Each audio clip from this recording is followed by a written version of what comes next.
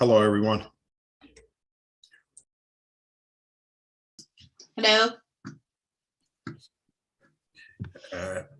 Hi, Tony. Hi, I Michelle. won't be on as much. I'm going to be on as least as possible. I'm going through, I think I'm getting old. All of a sudden I got allergies, so I'm bundled up and red eyes and trying to fight it, but I'm listening. So when I need to say something, I will be saying it, but I'm going to try to stay video off. I'm not looking too good. Hope you feel better, Tony. Me too, Tony. You sound like I did last week. What's up, Randy? Just walked by. Okay. Can you guys see and hear us? Yep. Hello. I hope all the sick ones out there feel better. I was sick a few minutes ago. We just saw Rennie walk by, so we're going to give him another minute or two to get in, and then All right. you can see. Maybe I should turn my mic down.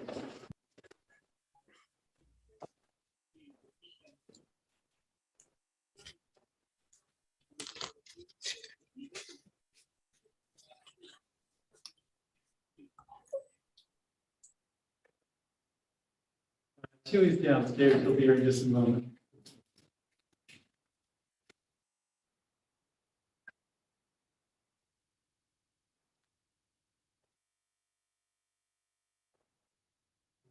We will, so I understood from Andrea that will be item number 1. And then, Chris. Okay.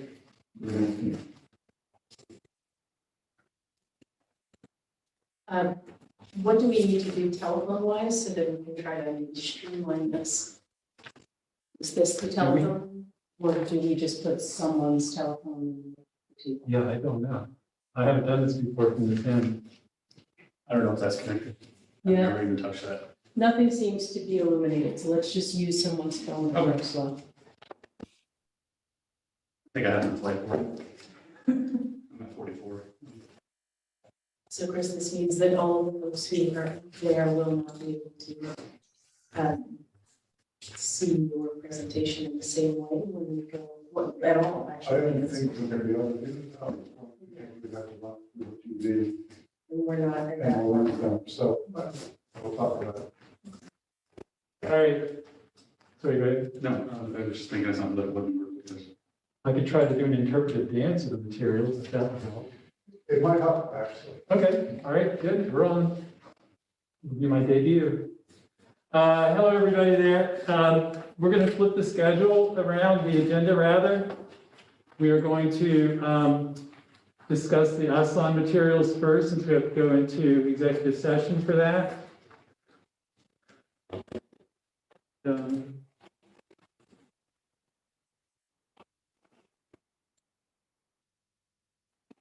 And so, as you know, the material for accessing this was sent out by Alyssa at 12:56 today. So we will go into attorney-client session here. And that means, so. Motion? Yes, Michelle? Do you make a motion? I don't think we need a motion to go into attorney-client session. Okay, all right, Okay, I thought you motion, said executive. Okay, thanks. second. I'll second it. All right, good. So that means please dial into that number, use the access code. Be sure to turn off your sound, mute yourselves, those of you who are dialing in, and also turn off your screens. do that now. Yeah. Do we leave though, Ren? That's what I'm trying to, do I leave this or do I just mute and start and mute my video? Yeah, just mute yourself. You're already off camera, so you're good.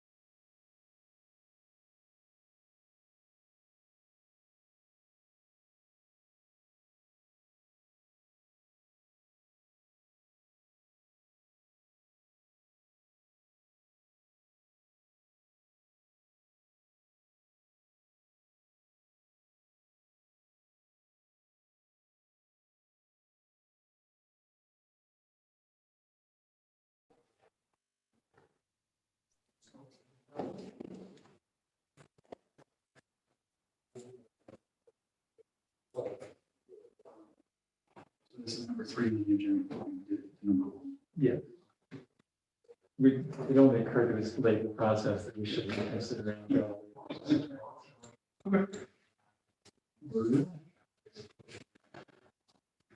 All right, so the committee report reads, authorize payment of a judgment to Greenberg Law Firm LLP in the matter of, No, Cullen and Dyckman. what's that? These are Cullen and Dyckman. We can cross that out.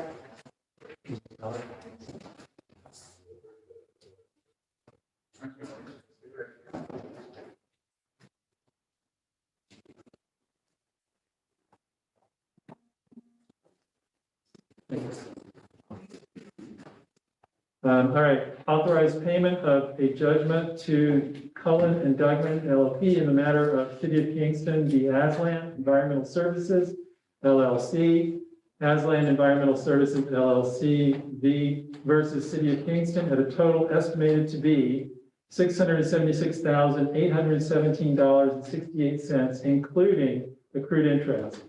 Payment be funded through sewer fund balance as follows. From the 2021 budget to general contract expenses in the amount of $663,397.24 from fund balance for the same amount. And from the 2022 budget to general contract expense in the amount of $13,420.44 from fund balance for that same amount, so that the estimated financial impact total will be $676,817.68. Do I have a motion to consider? Michael? Second, Steve Shabbat. All right, and I will call for the vote. All in favor? Anyone opposed? All right, it's unanimous in favor. Thank you, everyone. Thank you for all that, Barbara, too.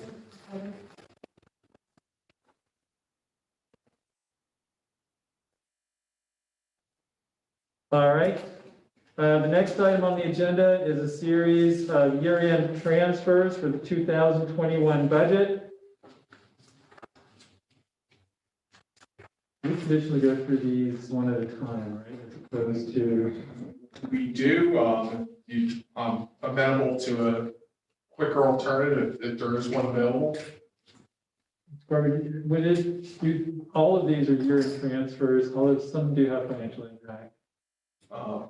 If there's a way to put them through as a block, except for the ones that have financial impact. Are you asking whether or not you maybe can move to have a discussion of categories? Maybe you want to do that. Yeah, right. That do not have financial impact. And that's any discussion. Right, so we've got like 10 that have no financial impact. So can we vote on those as a block? Sure. Okay. Well, someone can make a motion to, after you discuss it, to approve all that do not have a. Okay. After everyone is confirmed, they actually review each one of them. Gotcha. Okay, so what we're discussing here is the option of voting on all of the financial transfers that have no financial impact all in a block instead of voting on each one individually. And so what I can do is go through quickly and read each of those. And as long as you affirm that you are clear on each one, then we can vote on them as a block. Is that all right procedure to follow, everybody on the committee? Thumbs up, thumbs up, thumbs up, nod, nod, yep, good, okay. So there are two that have financial impact, so we will discuss those separately, all right? So this is from the wastewater treatment plant, year-end budget transfers to balance department accounts, no financial impact to the city. The second one is the 2021 sewer fund budgetary transfer totaling $37,148 to reconcile comptroller's office accounts on a year-to-date basis as per attached. Third, 2021 general fund budgetary transfer totaling $1,835 to reconcile comptroller's office accounts on a year-to-date basis as per attached. Fourth, 2021 general fund budgetary transfer totaling $85,894 to reconcile various departmental accounts on a year-to-date basis as per attached. Fifth,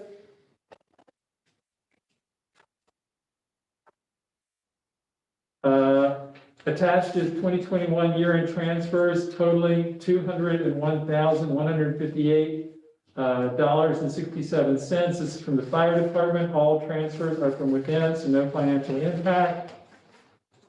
From Public Works in the sewer fund, internal transfer of $575 from electricity to be applied to various accounts as per attached detail. Transfer to cover shortfalls in accounts of the year ending 2021. 570. I thought it said 570.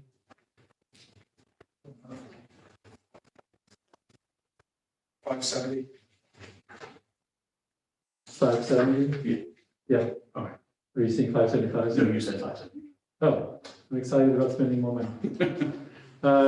Public Works, general fund, internal transfer of $9,866 from season pay and $53,458 from streets regular pay to be applied to various accounts as per attached detail. Transfer of $63,324 is to cover shortfalls in accounts for year ending 2021.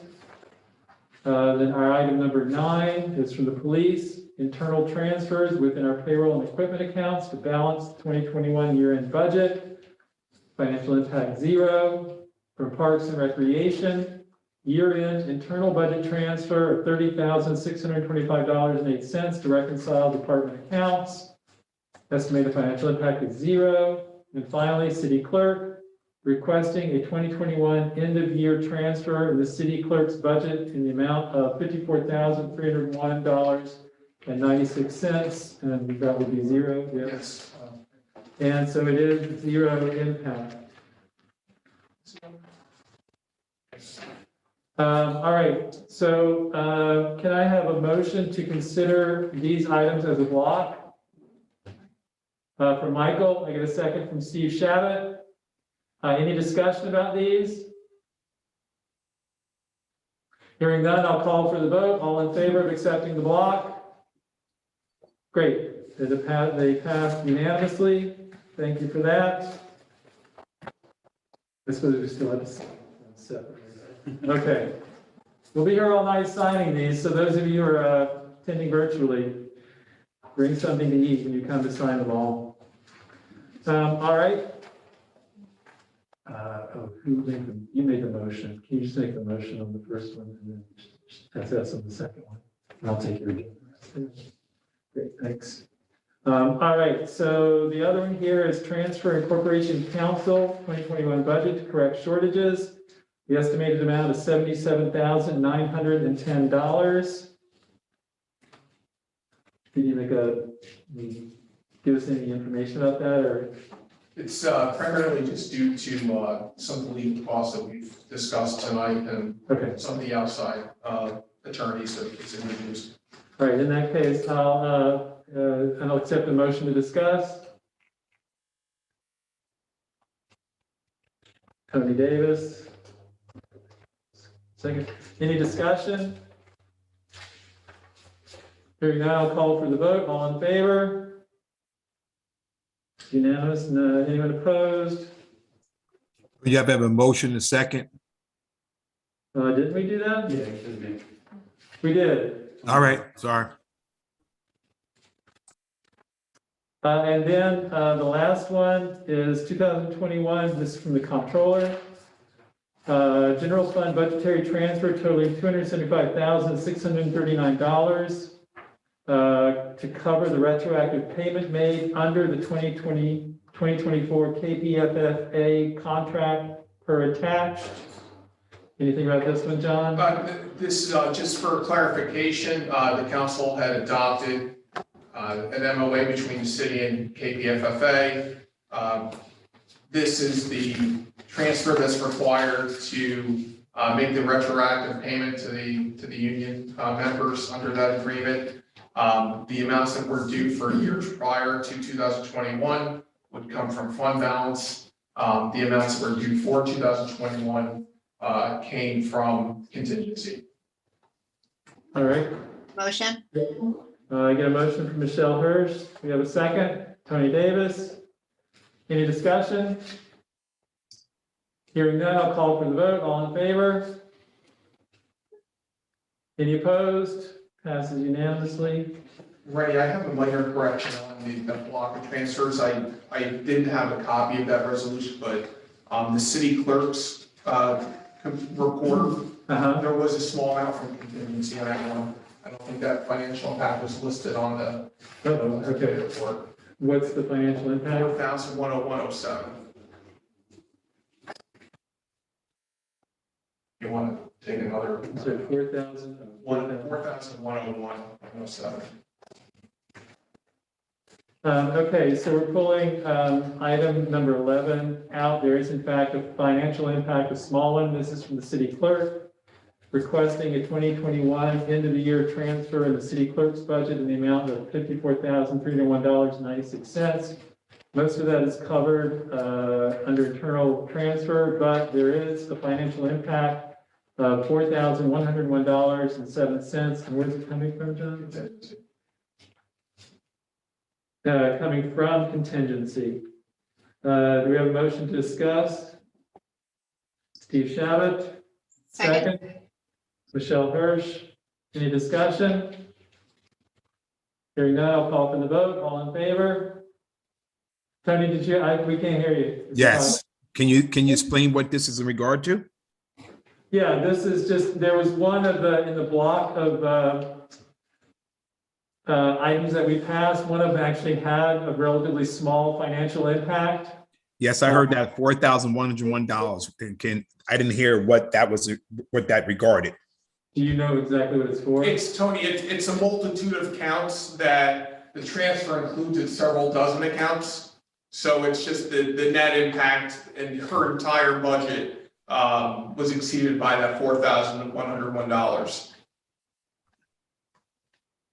She didn't have enough money within her own budget lines to clear out or to cover the overages. Okay. Okay, All right. Thank you. you're welcome.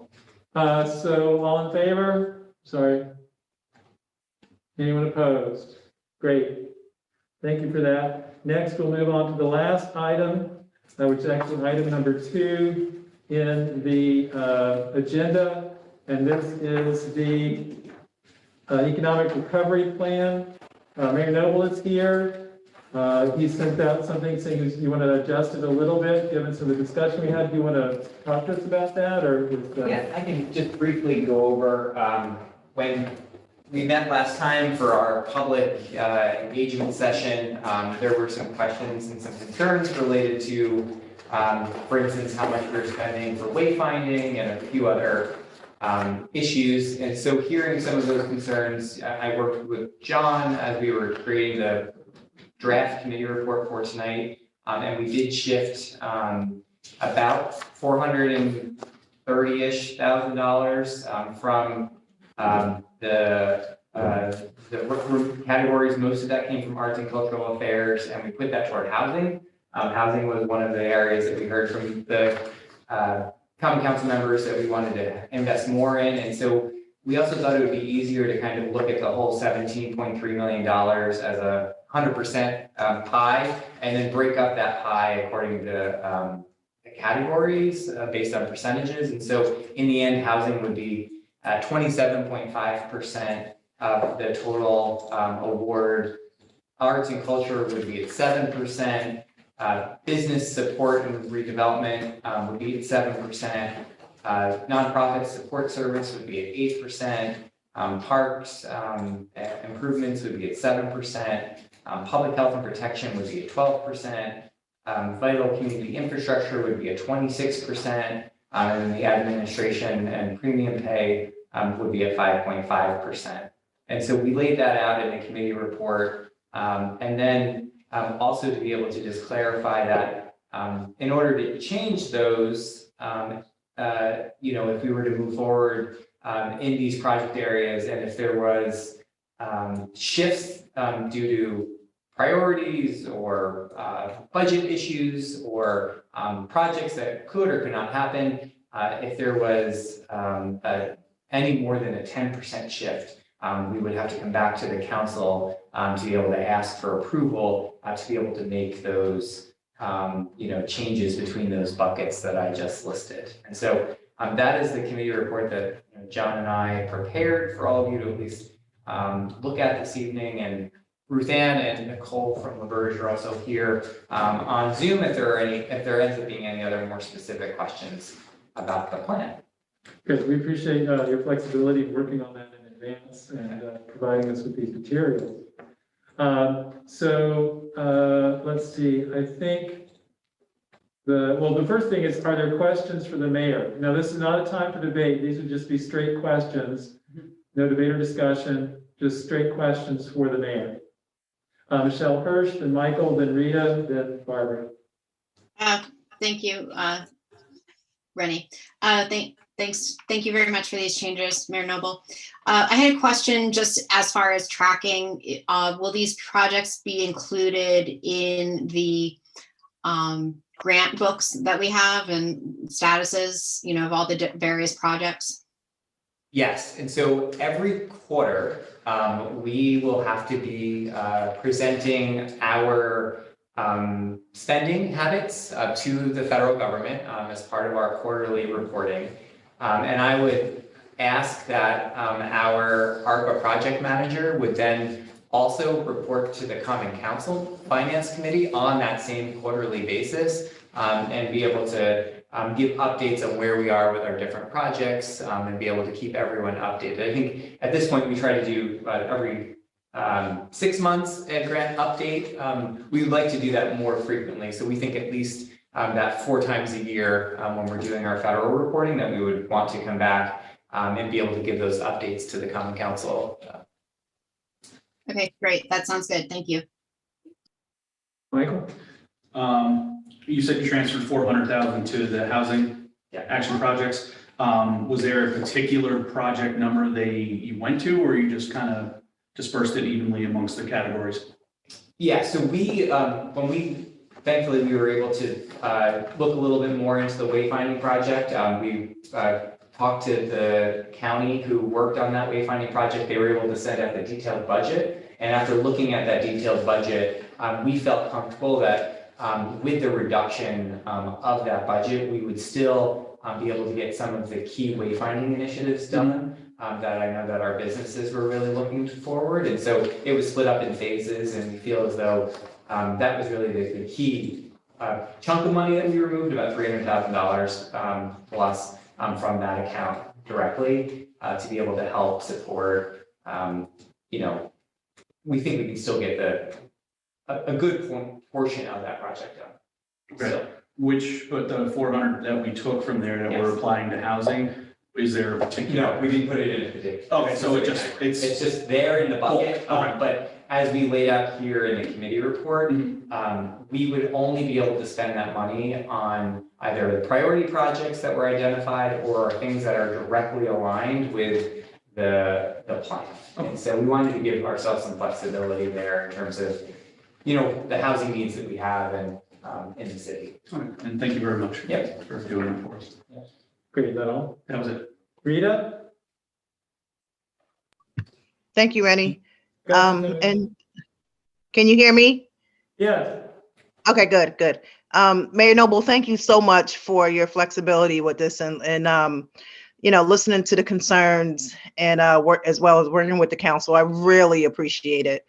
My question was, though, in the communications that you sent us, you had mentioned that there was also monies that would be devoted to the minority-owned businesses, women-owned businesses, but you didn't really kind of give us an amount of. I think that amount was at 125,000, if I remember correctly. But you said that more monies would be devoted to that category. So where is that going to be in that flexibility of that 10% that adjustments can be made, or how are those numbers going to come about? Sure. So after, hearing the thoughts and comments, what I actually thought would be even better and even more responsive was we have about 1.2 million set aside for businesses. And what we would do would be able to take that whole 1.2 million and actually prioritize the entire 1.2 million for those minority women-owned businesses. So those that qualify when we do our application process for people to be able to apply, they would basically get preference for the whole 1.2 million. And so if we have 100 of our women-owned businesses apply, they would all be able to get preferences for the whole amount. And that's kind of what I heard, is that we really wanted to be able to make sure that our marginalized business owners had the first shot at being able to have access to this funding. And so we would actually kind of change the whole, we basically adding the 1.2, the 125 in with the 750 and the 800 that we had in the other category, mixing it all together and then prioritizing that entire amount for those business owners. Excellent. Thank you. Thank you. Great. Barbara Hill? Yeah, I think thank you, Mayor Noble. I think I had that question about the wave finding. So as I understand it, there's still enough in there to do most of it, and then maybe the rest. We can write other grants. Other we grants. can do other projects. Yeah. Okay, and then housing. So a big chunk of change being moved to the housing action project category. Feels like Jeopardy or something. I don't know, like a game. So within the housing action projects, there were certain projects laid out. So if however much is going in there, how do we know which supposed project it's going to be dumped into? Yeah, and so I think one of the things that we would want to do is we're going to have to base it by need. And I think that that's what gives us the flexibility, is if we know that we're putting right now $1 million toward home renovation. If we burn through that money in the first 8 months of 2023, that then may be an area where we see then a growing need, and that we would want to put this extra $400,000 into.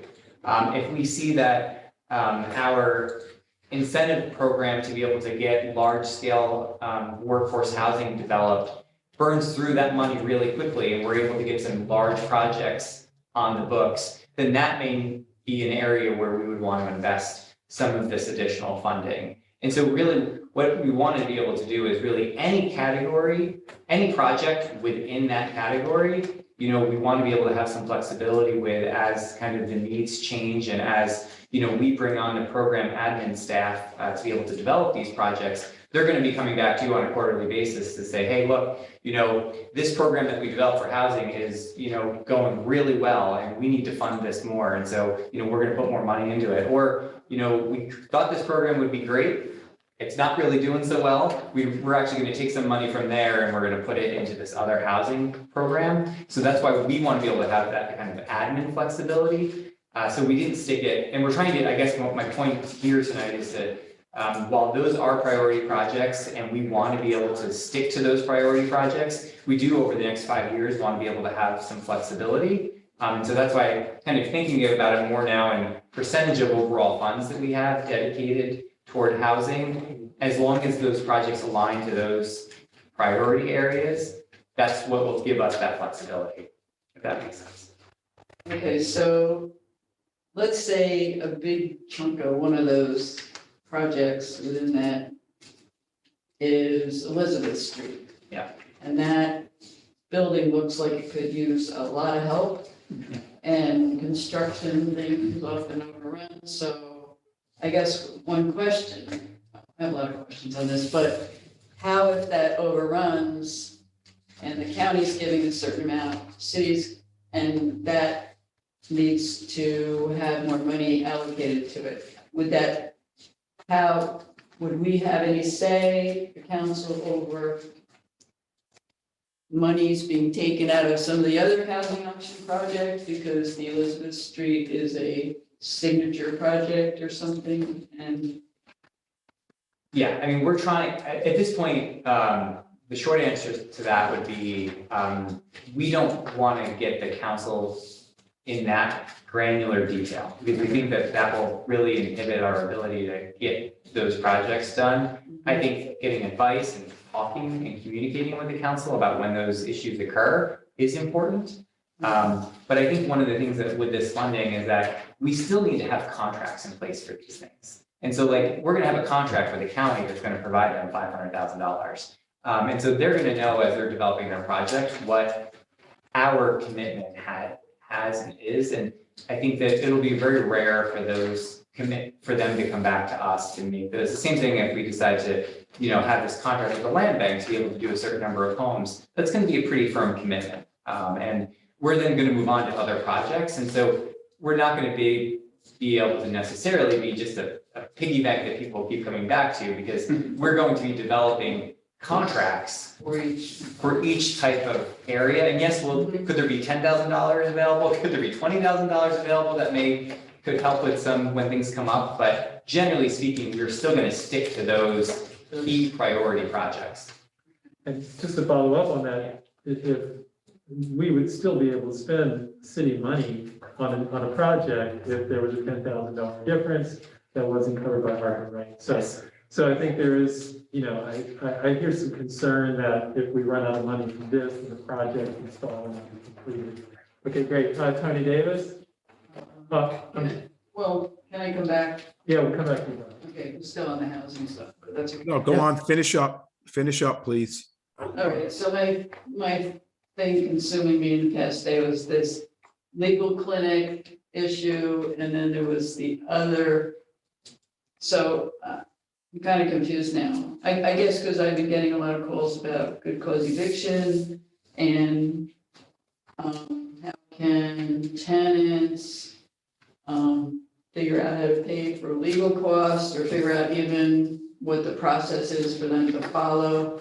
So I went around and about seeing if there was monies allocated in the housing action projects. And then I was told perhaps that in one of those categories, there may be monies for something like that. But then I learned that the legal clinic money was in another pool somewhere else. Yeah, so there's lots of grant money in the city already. So community development already funds organizations like legal services to do that work. And so we already have multiple contracts with that type of agency to provide those services. But I think one of the biggest things that we talked about, and I think all of us have talked about, is that we're going to be doing a better job this spring and summer educating people about, say, good cause eviction, inviting advocacy organizations and tenants' rights organizations, legal services to be able to work with us to be able to help get the word out. But we don't think that any of that necessarily has to come through this federal expenditure, but just that's what the city funds the housing office for, to be able to help support bringing those groups together. Mm-hmm. And so we, as you know, there's a lot going on in the housing office right now, but it's definitely on our work plan to be able to help. And we look to partner with any of our advocacy and nonprofit groups that want to help us to be able to help educate our tenants and the tenant associations that exist here. We would love their help in, just educating people about what, say, good cause eviction is, what short-term rental legislation that the council has passed. You guys passed a lot of really great legislation, but it's about getting the word out about that. That's sometimes difficult. But in this, a lot of these projects you'll see are very capital intensive because this was meant to be kind of a one-shot, make a quick investment in the community, where the rest of those support services are really things that I think that we should be funding through some of these other mechanisms that we have. I think it was being new, I went into deep forensic research trying to figure out what line applies to what I needed to deal with my constituents. Yeah. So, I learned a lot. Leave it at that. Thank you. Great. All right, Tony Davis. I didn't hear you, Rand. I had a couple of questions, but first off, I would just and piggyback on Barbara and what the mayor is stating, if we're looking on the housing action projects, and I could be corrected here, and update 50,000 to update eviction policy and rent stabilization laws, would that be something that good cause and literature and information could be put into that? Yeah, we left that category very broad to be able to help support that type of work over the next few years. And so, we don't know what's going to be the next thing that we're going to have to deal with. Maybe it's rent stabilization at some point down the road, right? And so those are areas that, we'll be able to have that funding available to help us do that. So yes, Tony, that's the flexible category there. All right. Now, my other question, Rand, I'm not sure if you said, I didn't hear you in the beginning, but in public health projects, and you stop me if I'm not allowed to ask this, but in the categories to support implementation of ADA accessibility in cities, 100,000, which is like 5% of that particular item, public health projects. Is that for all city buildings that we're talking about? And that's right now, we are developing our bicycle and pedestrian master plan. As part of that is a separate but important part of that is the ADA transition plan, which a city is required to have by federal law.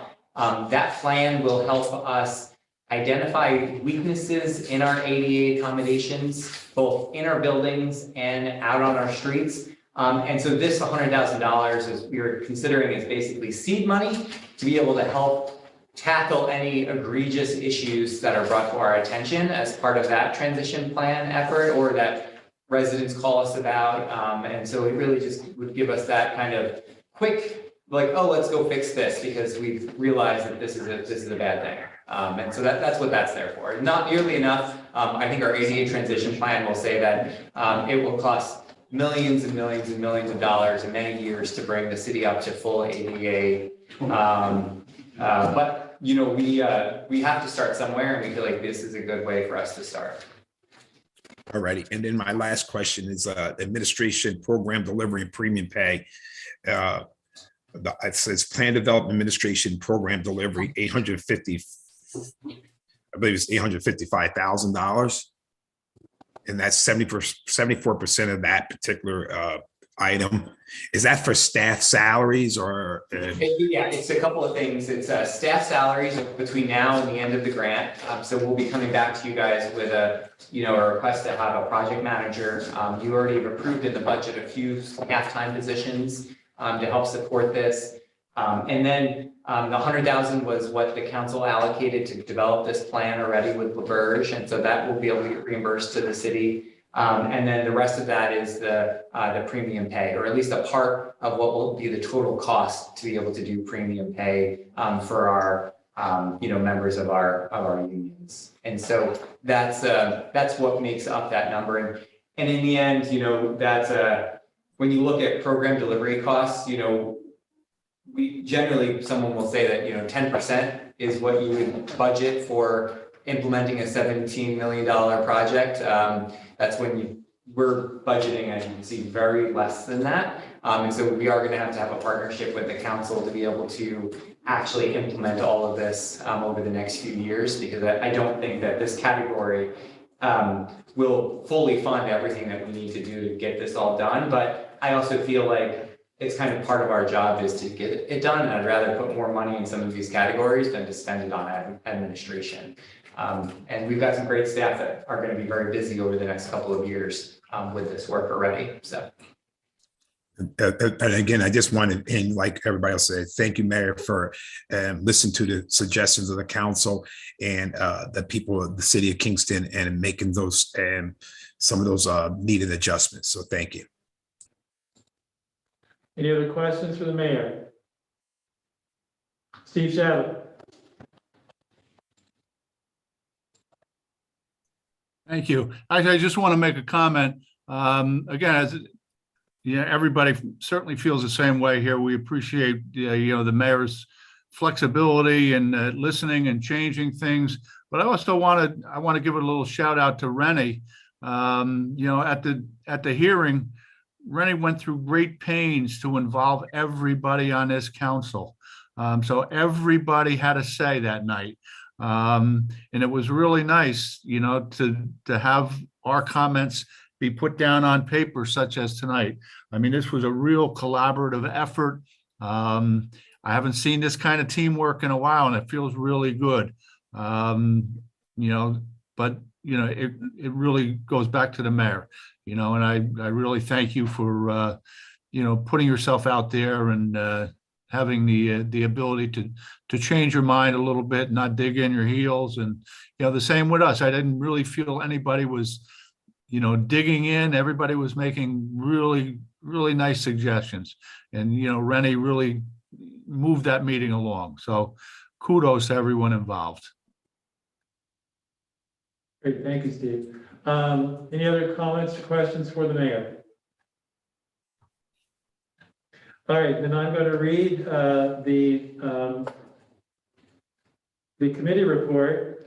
So get comfortable. It's a long one. We try. 2 pages.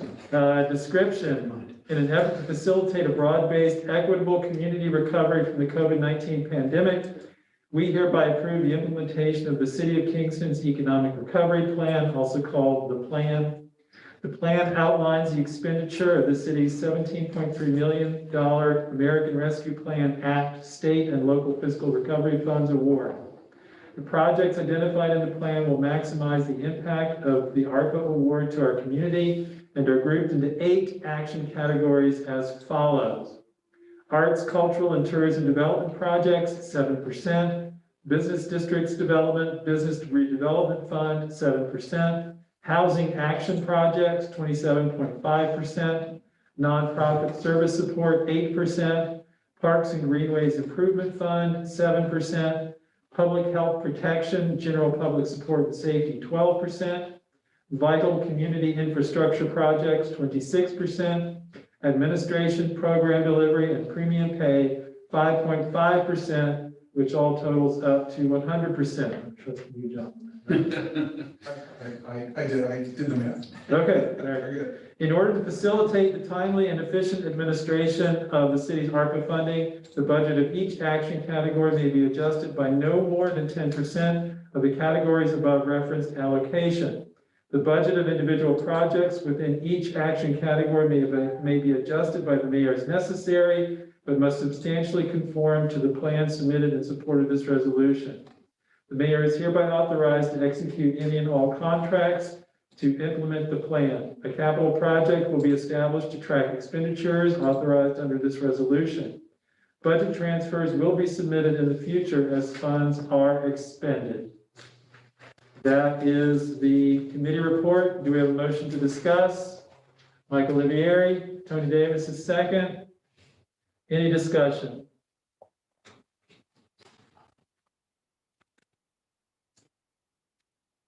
All right, hearing none, then I'll call for the vote. All in favor? Is there anyone opposed? Looks like it passes unanimously. Thank you, everybody, for your involvement here. We look forward to doing some great things with the help of the federal government monies that are coming our way. Thank you, Mayor, for being here and presenting for this, and we look forward to working with you on all this.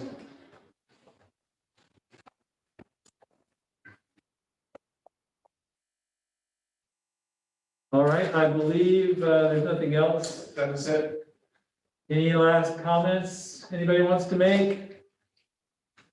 If not, then I will consider this meeting adjourned here at 7:54. Thanks, everybody, for your attention, for being here for a second Finance Committee meeting of the month. See you all early next week. Good night. Night.